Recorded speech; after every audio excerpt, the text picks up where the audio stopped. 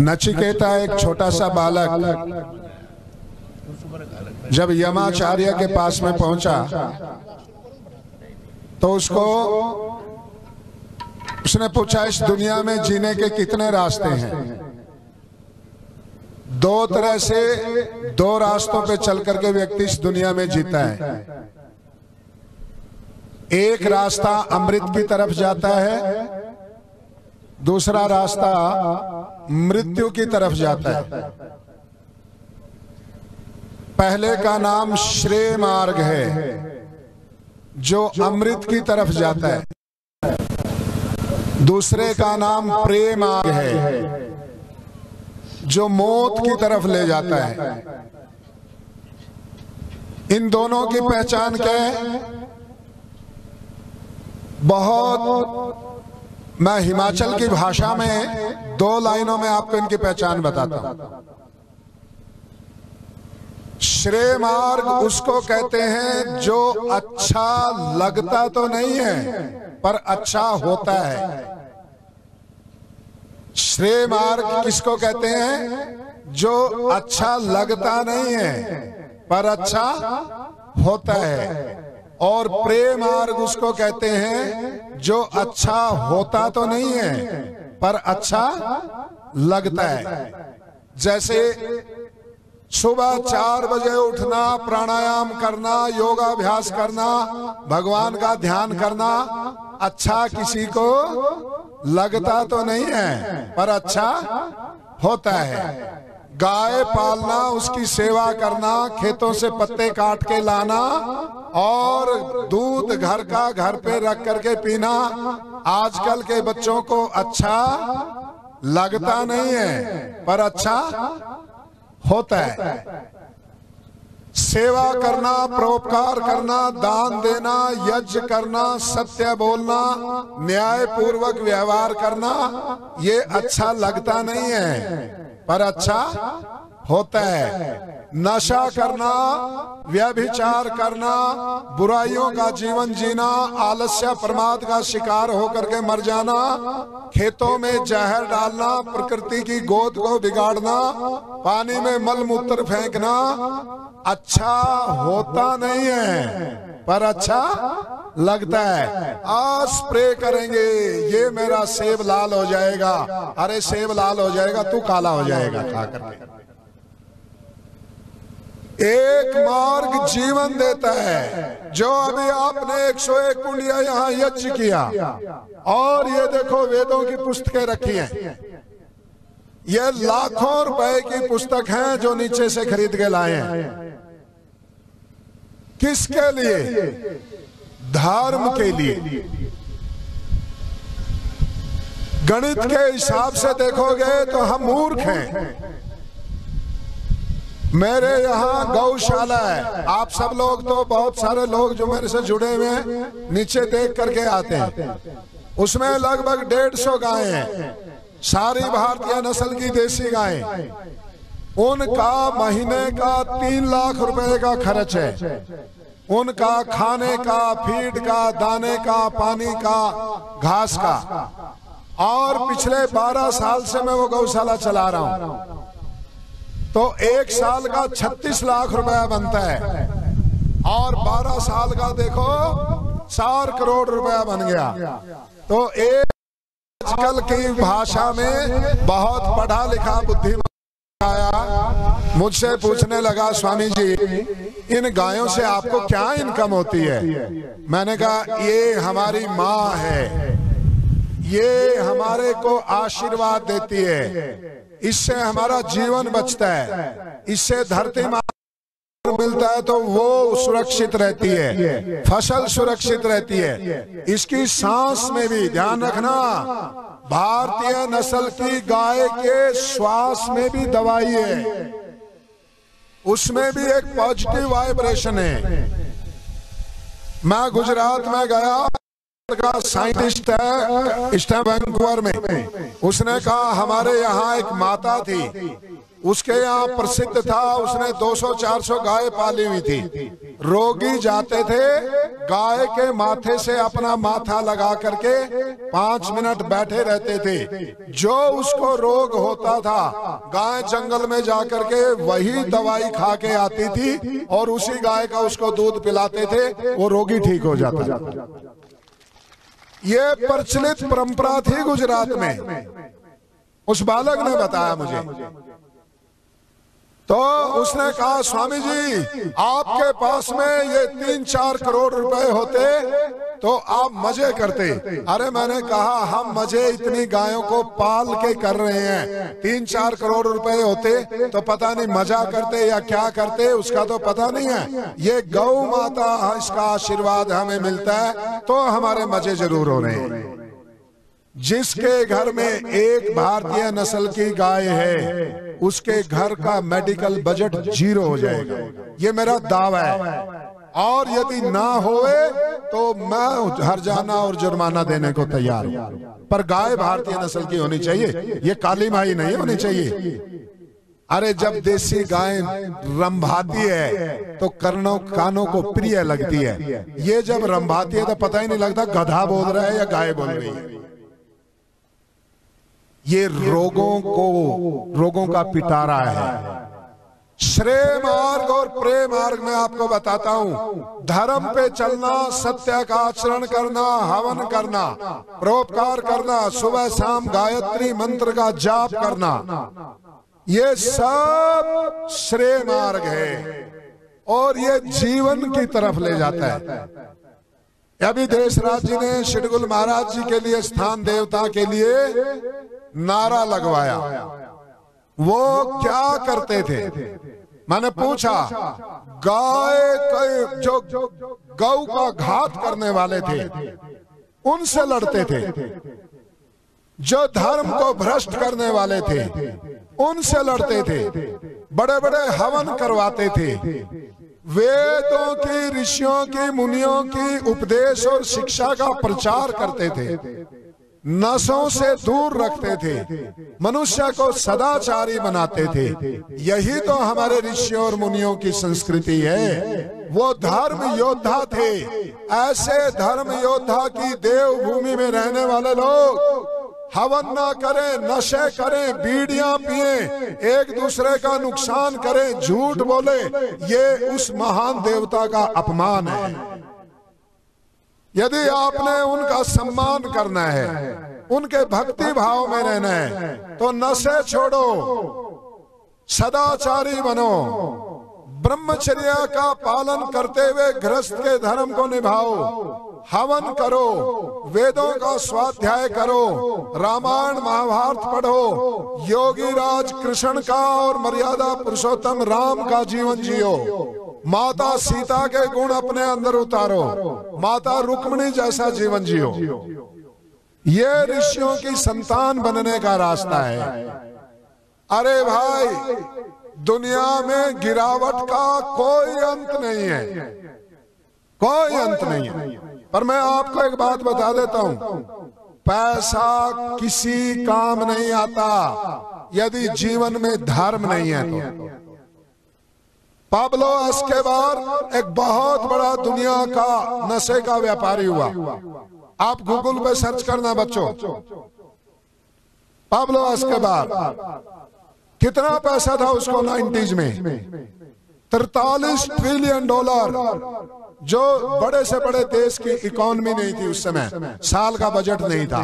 उसके बेटे ने इंटरव्यू में लिखा है, एक रात हमें पुलिस ने घेर रखा था, हमारे पास में कपड़े नहीं थे, इतना दुष्ट था वो, दुनिया में जहां जहां था डॉलरों के बैग नीचे दबा के रखता था। हम एक मकान में घिरे हुए थे, 10 लाख डॉलर उनके पास थे, कपड़ा नहीं था ओढ़ने का, 10 लाख डॉलर जला जला करके रात बिताई। एक कंबल का काम करने के लिए 10 लाख डॉलर जलाने पड़े, 10 लाख डॉलर जला करके रात बिताई। 10 लाख डॉलर का पता कितना पैसा बनता है? 8 करोड़ रुपए बनता है यहाँ भारत की भाषा में। 8 करोड़ 10 लाख डॉलर का। 8 करोड़ रुपए जला करके रात बिताई। क्यों? अधर्म से कमाया हुआ पैसा था। नशे से जो लोग नशे का व्यापार करके अपने महलों की, मकानों की दीवारों को ऊंचा करते हैं, इस जन्म में तो हो जाएगी, क्योंकि अधर्म का अपना फल है, धर्म का अपना है। इस जन्म में तो आप बहुत ऊंचे ऊंचे मकान बना लेंगे, बहुत बड़ी बड़ी गाड़ियां हो जाएंगी, हो सकता है आप नेता, मंत्री, महामंत्री, मुख्यमंत्री कुछ भी बन जाएं, पर प्रभु की न्याय व्यवस्था में अगले जन्म में गंदी नाली का कीड़ा बनता है, और जिन लोगों को नशा करा करा के उजाड़ा है उन्हीं का मलमूत्र खाता है। ये प्रभु की कर्म फल व्यवस्था है। इसलिए धर्म को कभी नहीं छोड़ना चाहिए। आपने हरिश्चंद्र का किस्सा सुना? हरिश्चंद्र का किस्सा सुना है ना? धर्म नहीं छोड़ा, बेटा, पत्नी, स्वयं, कष्ट, संकट, विपत्ति। ध्यान रखना, धर्म के पालन में जो मुश्किलें आएंगी वो तुम्हारा श्रृंगार है, वो तुम्हारी आत्मा का श्रृंगार है। जो आपने गले में गहने डाले, कानों में कुंडल पहने हैं, ये तो केवल शरीर का श्रृंगार है। आत्मा का श्रृंगार तो तब होता है जब आदमी के सामने मुश्किलें आए और वो धर्म से ना डिगे, धर्म के मार्ग पे आगे जाए, भले प्राण चले जाएं, पर धर्म को नहीं छोड़ता, वो आत्मा का श्रृंगार होता है। तब व्यक्ति का कल्याण होता है, तब व्यक्ति को भगवान का आशीर्वाद मिलता है। मुझे एक व्यक्ति वो बताए जिसने जन्म लिया है और वो मरेगा नहीं। सबको मृत्यु आकर के एक दिन ले जाती है। राम, जिनको हम आज भगवान के नाम से जानते हैं, राम का जन्म हुआ, उनकी भी मृत्यु हुई। कृष्ण योगीराज इस धरती पे 5000 साल पहले, 5200 वर्ष पहले आए, उन्होंने जन्म लिया, उनकी भी मृत्यु हुई। जब भगवान कहलाने वाले लोग मौत से नहीं बच सके, तो हमारी और आपकी क्या बिसात है? फिर झूठ, फरेब, छल, कपट, रिश्वतखोरी, नशे के व्यापार, अत्याचार, ये किसके लिए है? क्यों करें फिर हम ये? दूसरी मैं एक और बात कहता हूँ, मुझे बहुत प्रसन्नता हुई, देशराज ने शिडगुल महाराज जी का नारा लगवाया। शिडगुल महाराज जी मांसाहार के विरुद्ध थे, वो मांसाहार के पक्षपाती नहीं थे, वो मांसाहार के विरुद्ध थे। उन्होंने कभी नहीं कहा मांस खाओ। अरे एक पिता की 5 संतान हैं, 4 संतान मिलकर के एक को मार के खाए, बताओ वो पिता प्रसन्न होगा या नाराज होगा? तो ये गाय, भेड़, बकरी, भैंस, हिरण, कबूतर, इनको किसने पैदा किया है? आपने पैदा किया या भगवान ने पैदा किया है? बोलो, आपने पैदा किया या भगवान ने? और भगवान की संतान को मार करके आप उसको खुश कर लोगे? भगवान की संतान को मार के खा के आप उसका आशीर्वाद ले लोगे?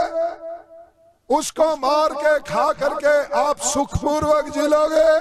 नहीं, कदापि नहीं।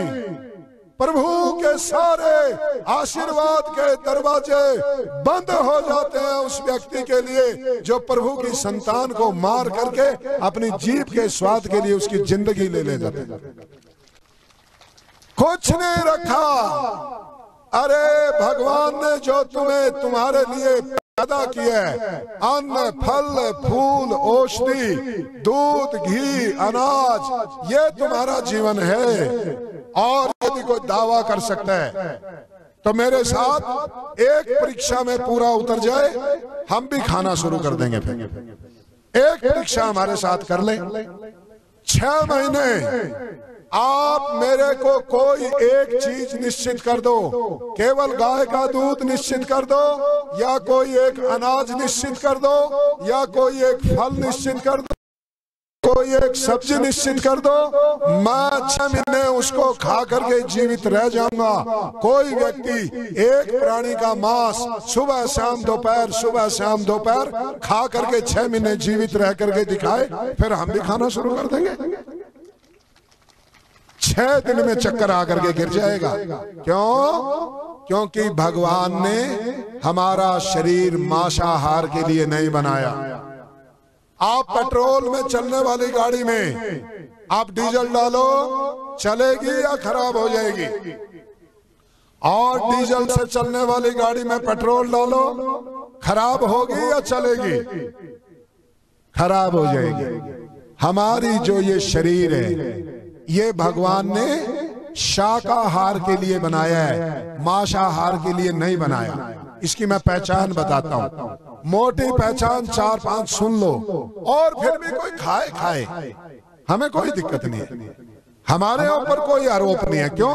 हमारा काम है आवाज लगाना, हमारा काम है जगाना, और फिर यदि कोई ना जागे ना सुने तो उसकी मर्जी है। हमने चौकीदार रात को क्या बोलता है? क्या बोलता है? जागते रहो। कोई ना जागे तो चौकीदार की ड्यूटी खत्म। और एक ऐसे दिनेश ठाकुर जैसा आदमी बोला, अरे भाई हमें जागना है तो फिर तुझे क्यों चौकीदार लगाएंगे?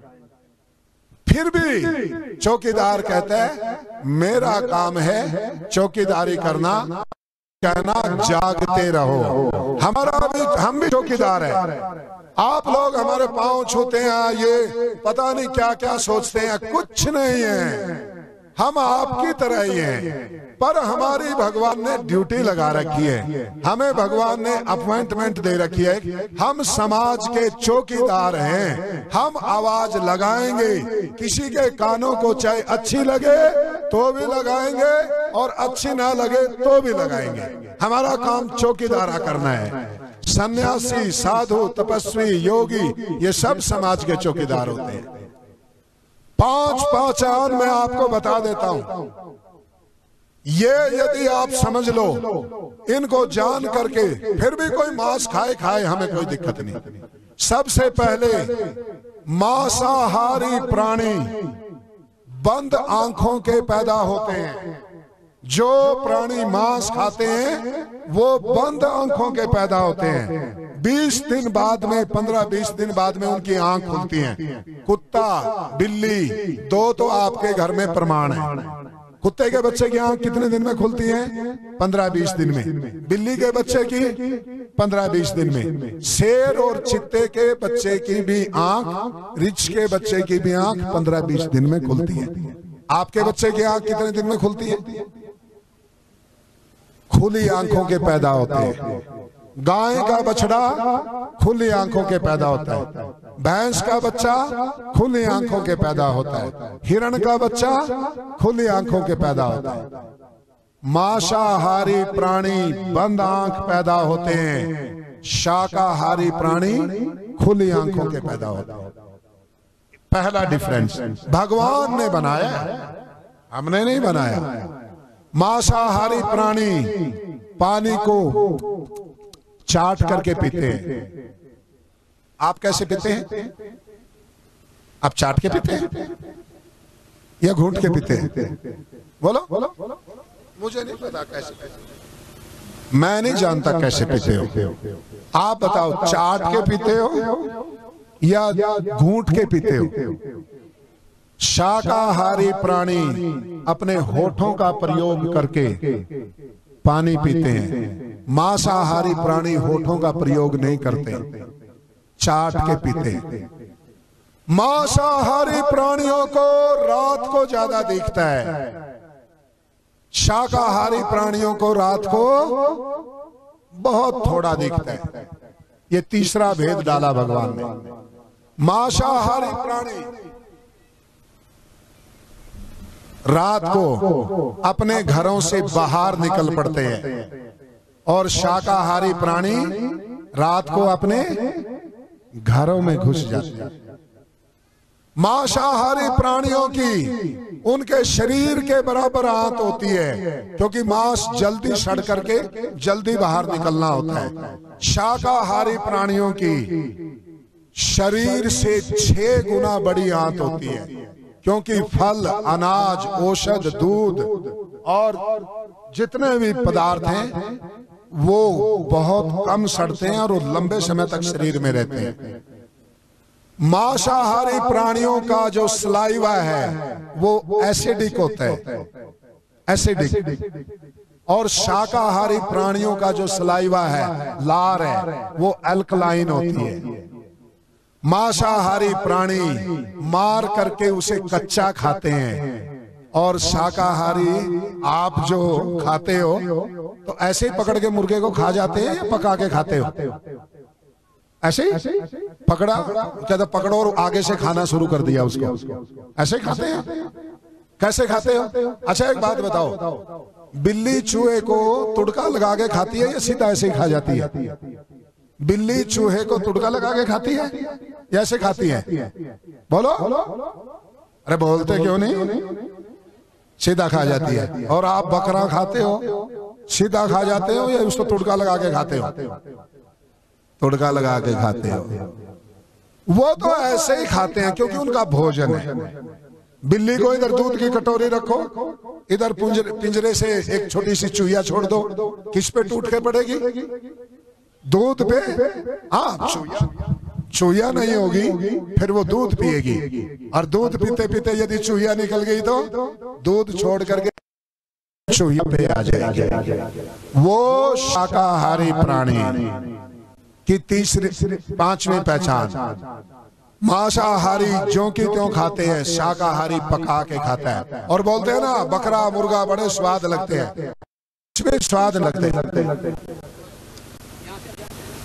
कुछ भी स्वाद नहीं लगते। वो जो स्वाद है ना, वो स्वाद कच्चा खा करके देखो कितना आएगा। वो स्वाद है नमक का, तेल का, घी का, मिर्च का, मसाले का। वो तो आप घास में डाल दो, स्वाद होता है। ये पालक है, सरसों है, ये क्या है? ये सब घास ही तो है, इसको हम मसाले डाल के खाते हैं। और एक अंतिम पहचान बताता हूं, अंतिम पहचान सुनो।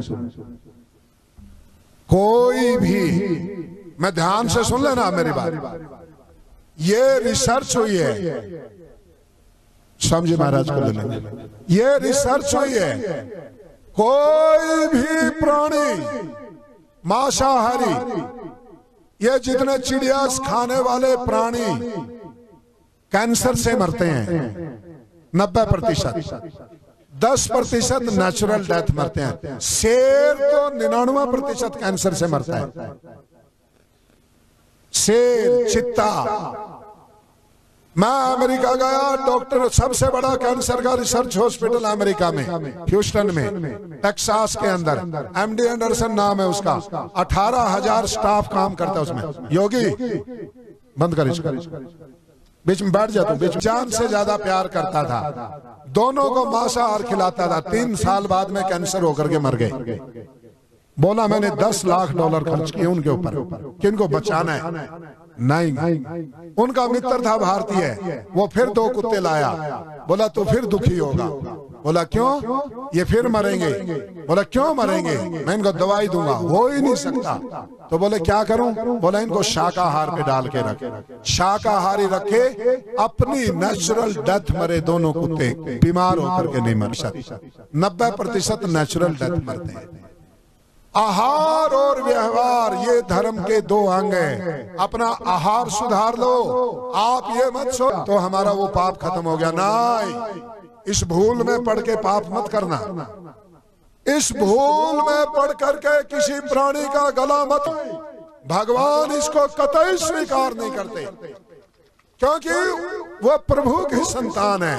कोई पिता अपनी संतान का खून पी करके खुश नहीं होता। कोई पिता अपनी संतान का मांस खा करके खुश नहीं होने वाला है। अपना व्यवहार नहीं सुधारेंगे तो देवभूमि पे राक्षस कहलाएंगे। कोई देवता का नाम लो, छोटी आयु में विश्वामित्र युद्ध के लिए ले गए जंगल में, दंडकारण्यक में, और राक्षसों को मरवाया। क्यों? राक्षस हवन के अंदर मांस डाल करके ऋषियों के यज्ञ को भ्रष्ट करते थे। अरे जब हवन कुंड में मांस डल करके जीवन भ्रष्ट हो जाता है, नष्ट हो जाता है, तो आपके पेट कुंड में मांस डल करके तो जीवन भ्रष्ट भी होगा, नष्ट भी होगा। वो भी कुंड है। उस कुंड में भी भगवान ने आहुति डालने के लिए बहुत कुछ बना रखा है। प्रकृति को मत बिगाड़ो, ये जो जानवर पैदा कर रखे हैं ना, मेरे से एक बच्चा बोला ये मुर्गा किस लिए पैदा किया? हमारे खाने के लिए। मैंने कहा फिर शेर तो ये मान लेना भाई तुम भी आगे सामने आ जाओ तो तुम उसके खाने के लिए हो। बोला नहीं मैं तो शेर को गोली मार दूंगा। भाई मुर्गा गोली मारना नहीं जानता तो मार तो मुर्गी भी देती गोली, नहीं तो मुर्गी के सामने से अंडा उठा करके ले जाता है, बेचारी तड़पती है, चोंच मारती है। एक कौवा चिड़िया का अंडा उठाने आता है, वो तड़पती है, चोंच मार मार के मुकाबला करती है। ये बात अलग है कि वो बलवान है, बलशाली है, उसका मुकाबला नहीं हो पा रहा। बेचारी बकरी भी तड़पती है, इतनी ताकत होती कि उसकी टक्कर से तुम मरते, सोते हुए को टक्कर मार मार के मारती वो सारी बकरियां जिनके बकरे तुमने खा रखे हैं। कुछ नहीं छोड़ना था उनको। धर्म नाम किसका है? आचरण का। धर्म नाम है व्यवहार का। व्यवहार में, आचरण में सत्य हो, न्याय धर्म है। सब कुछ सत्य बोले, न्याय करे, आचरण करे, पवित्र आचरण करे तो वो सब धर्म है। और आचरण ठीक ना हो, व्यवहार ठीक ना हो, सेवा परोपकार दान ठीक ना हो, अरे जीवित माता पिता को तो एक चम्मच चाय चीनी का डाल करके चाय बना करके पिलाई नहीं, और मरने के बाद में 5 बोरी लगा दी पीछे। 5 बोरी में बड़ा कर दिया, 5 बोरी चीनी का माल खिलाया। अरे बूढ़े को 1 बोरी खिला देता तो पुण्य लगता। उसको तो बेचारे को, अब कमाल की बात है, जीवित को तो पानी का गिलास नहीं पिलाया और मरने के बाद में हड्डियों को गंगा लिए घूम रहा है। जीवित की सेवा करो। महर्षि दयानंद जी महाराज ने श्राद्ध का खंडन नहीं किया, मंडन किया। महर्षि दयानंद जी महाराज कहते हैं तुम मरने के बाद में करते हो ये श्राद्ध। थोड़ा सा एक बात बताओ, मरने के बाद में आपने खीर क्या खिलाते हो? यहाँ श्राद्ध में क्या खिलाते हो? क्या खिलाते हो? खीर। अच्छा मान लिया कर्म फल व्यवस्था के अनुसार आपका कोई पूर्वज या मेरा पूर्वज, आप वाला तो क्यों बने, हमारा कोई मेरा पूर्वज मान लो हाथी बन गया। क्या बन गया? हाथी। और मैंने पंडित जी को एक थाली खीर की खिला दी तो वो हाथी के पास में जाएगी? तो हाथी का एक थाली खीर में क्या बनेगा भाई? चलो मेरा एक पूर्वज चींटी बन गया, चींटी क्या बन गया? और आपने एक थाली खीर की भर के खिला दी और वो पूरी थाली चींटी के पास में चली गई। चींटी जीवित बचेगी? तो आपने तो मार दिया अपने पूर्वज को, वहां भी पीछा नहीं छोड़ रहे हो। क्या कर रहे हो? और तुम चूरमा बना करके खिला रहे हो। गधे को तो घास अच्छी लगती है, हैं? क्या बना है ये तो पूछो। अभी पीछे हरियाणा में हुआ था, एक ने बहुत बड़ा श्राद्ध किया और पंडित जी को बुलाया, बहुत ज्यादा पंडितों को बुला के लेके आया। बोला ये भी खाओ। बोला ये क्यों खाए? बोला मेरे बाप को ब्लड प्रेशर भी था और शुगर भी था। बोला नहीं नहीं नहीं ये हम नहीं खाएंगे। बोला क्यों नहीं खाओगे? मैं दक्षिणा नहीं दूंगा तब तक, ये पहले खाओ मेरा। आज तुमने खीर खाई बापू को तो पंडित पीछे पीछे भागे, वो आगे आगे। बोला 4-4 गोली तो खानी पड़ी, बिना दक्षिणा लिए ही भाग गए, क्योंकि पता था ना गोली बाप के पास ना जाती, यहीं रहती है। श्राद्ध करना अच्छी बात है, ब्राह्मण को भोजन कराना अच्छी बात है। महर्षि दयानंद जी महाराज ने नहीं कहा कि पंडित को भोजन नहीं कराना, ब्राह्मण को घर में बुलाना, उपदेश लेना, यज्ञ करना, हवन करना अच्छी बात है, अच्छी बात है। पर किसका? मरने के बाद। अच्छा आपको पता है कहाँ है? पता है कहाँ है? तो आप चलो मैं आपसे कहूं, आप एक मनी ऑर्डर करवाओ, है पोस्ट ऑफिस यहाँ, तो नौराधार पोस्ट ऑफिस में जाए ना और उसके ऊपर एड्रेस मत लिखना। मनी ऑर्डर कहाँ जाएगा? अरे तुम श्राद्ध खिला करके भोजन भिजवा तो रहे, एड्रेस तो लिखो। आपके पूर्वज उस जगह का पता तो लगाओ। पता है ऐसे ही अंधेर गर्दी चल रही है और किस किस पे चढ़ता है? हाथ खड़ा अब ना बताओ कोई। हाँ बच्चे ने पता, वो बच्चे ने हाथ खड़ा करेगा, उसको पता ही नहीं शनि क्या है। शनि तो उनके लिए होते हैं ना। अच्छा एक बात बताओ, किसी रिक्शा वाले पे शनि चढ़ा आज तक? ऑटो वाले पे चढ़ा? जो मजदूर खेत में मजदूरी करके 500 रुपए लेके आता है, उसके ऊपर कभी नहीं चढ़ा है? सुन लो, आपके ऊपर चींटी चढ़ जाए, चींटी, चींटी को क्या बोलते हैं पहाड़ी में? पहाड़ में क्या बोलते हैं? चींटी, चींटी बोलते हैं। आपके ऊपर चींटी चढ़े तो शरीर पे चींटी चढ़ेगी, कीड़ी। हाँ कीड़ी, चींटी हरियाणा में भी यही बोलते हैं। आपके ऊपर कीड़ी चढ़ जाए और वो ऐसे ऐसे चढ़ेगी तो पता चलेगा ना कि कीड़ी चढ़ रही है? पता चलेगा या नहीं? चलेगा ना। दूर दिल्ली में बैठे हुए पंडित जी को नहीं पता चलेगा कि इसके शरीर पे कीड़ी चढ़ गई। पता चले इसका, पंडित को पता लगता है कि इसमें शनि चढ़ रहा है। कितना बड़ा घोटाला है। छोटी सी चींटी का आपको पता चले और इतने बड़े शनि का। शनि पता कितना बड़ा है? अच्छा उसका नाम शनि क्यों है? जो पढ़े लिखे बच्चे हैं वो समझ जाएंगे। संस्कृत का शब्द है, शनि नहीं नाम है उसका। उसका नाम है शनिश्चरा। क्या नाम है? शनि तो निक नेम, छोटा नाम कर दिया। अच्छा तने पढ़ा है बहुत को तो थोड़ा अंतरिक्ष का और जियोग्राफी का किसने थोड़ा अध्ययन। अच्छा सबसे कम स्पीड कौन से ग्रह की है? सब की है शनि की। इसलिए संस्कृत का शब्द है शनै, शनै चरती। चरना बोलते हैं गति करना। शनै, शनै चरती इति शनिश्चर है, जो धीरे धीरे चलता है, इसलिए उसका नाम क्या है? शनिश्चर। ये तो बेचारे गुण कर्म के अनुसार उसका नाम रखा हुआ। और डर बड़े बड़े सिंह। अच्छा एक आदमी उसी समय यहां मरा, एक अमेरिका मरा। बताओ यमराज भैंसे पे चढ़ गया उसको लेने। कोई तुक बनता है? बनता है कोई तुक? पर हमने मान रखिया भाई भैंसे पे चढ़ के एक को तो मान लो यहाँ नौराधार में, ना नौराधार में नहीं मरवाते, एक को तो मारा कुरुक्षेत्र में और एक को मारना कैलिफोर्निया में। एक ही समय पे, एक समय पे तो बहुत आदमी मरते हैं ना। तो भैंसा कहाँ कहाँ जाएगा भाग करके?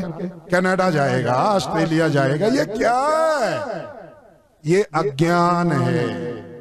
ये प्रतीक है। भैंसा खतरनाक होता है, काला होता है, टक्कर मार के गिरा देता है, नहीं चाहता, खतरनाक होती है। थोड़े थोड़े ऐसे समझाने के लिए बनाए। तो संभल जाओ, अपने जीवन में धर्म का आचरण करो, शाकाहारी बनो, प्रभु के भक्त बनो। अब मैं थोड़ा सा आशीर्वाद, हमारे पूज्य स्वामी जी महाराज ब्रह्म ऋषि योग तीर्थ जी हमारे बीच में उपस्थित हो गए। आपका भी आशीर्वाद आपको प्राप्त करवाना है। उससे पहले हमारे अनिल जी और उनकी धर्म पत्नी, आप कल्पना करो 10 घंटे चल के गुड़गांव से चले थे, दोनों पति पत्नी। बोला स्वामी जी देवभूमि पे एक बार जरूर दर्शन करने हैं। मैंने कहा देवताओं के दर्शन करा देते हैं तो आप अपने लिए ताली बजा लो। हम तो आपके दर्शन करने आए हैं। आप तो हाँ, आप हमारे दर्शन करने चाहते हो, हम तब मानेंगे जब हम कुरुक्षेत्र यज्ञ करें, करनाल यज्ञ करें, तब आप हमारे दर्शन करने आओ, तब तो मानेंगे। आज तो हम सब लोग ये आप लोगों के दर्शन करने आए।